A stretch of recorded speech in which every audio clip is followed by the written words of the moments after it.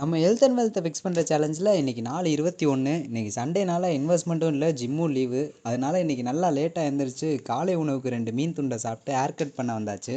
கட்டிங்லாம் முடிச்சுட்டு வீட்டுக்கு வந்து செக் பண்ணி பார்த்தேன். எனக்கு என்னமோ பிடிக்கல. அப்புறம் நம்ம நண்பர் வீட்டில் உணவுக்கு அழைப்பு விடுத்திருந்தாரு. அங்கே போய் நல்லா சாப்பிட்டு வீட்டுக்கு வந்து தூங்கி எழுந்திரிச்சு டெப்ட் ஈக்விட்டி ரேஷியோனா என்னென்னு பார்த்துட்டு இருந்தேன். ஒன்றும் இல்லை, ஒரு கம்பெனியோட கடனையும் சொந்த பணத்தையும் வச்சு டிவைட் பண்ணால் நமக்கு கிடைக்கிறது தான் டெப்ட் ஈக்விட்டி ரேஷியோ. இதோட ரேஷியோ 1க்கு கீழே இருந்தால் சேஃபான கம்பெனியாகவும் 1க்கு மேலே இருந்தால் ரிஸ்க்கான கம்பெனியாகவும் கன்சிடர் பண்ணலாம். இப்போ எக்ஸாம்பிளுக்கு ஏபின்னு 2 கம்பெனி இருக்குன்னு எடுத்துப்போம். கம்பெனி ஏவோட கடன் 2 லட்சமாகவும் சொந்த பணம் 8 லட்சமாகவும் வச்சுக்கிட்டா நமக்கு கிடைக்கக்கூடிய ரேஷியோ 0.25ன்னு கிடைக்கும். இது ஒரு சேஃபான கம்பெனின்னு நம்ம கன்சிடர் பண்ணலாம். இப்போ அதுவே கம்பெனி பியோட கடன் 8 லட்சமாகவும் சொந்த பணம் 5 லட்சமாகவும் வச்சுக்கிட்டா நமக்கு கிடைக்கக்கூடிய ரேஷியோ 1.6ன்னு கிடைக்கும். ஸோ நம்ம இதை ஒரு ரிஸ்கியான கம்பெனின்னு கன்சிடர் பண்ணலாம். ஆனால் இந்த ரேஷியோ 1க்கு மேலே இருந்தாலே நம்ம ரிஸ்கான கம்பெனின்னு சொல்லிட முடியாது.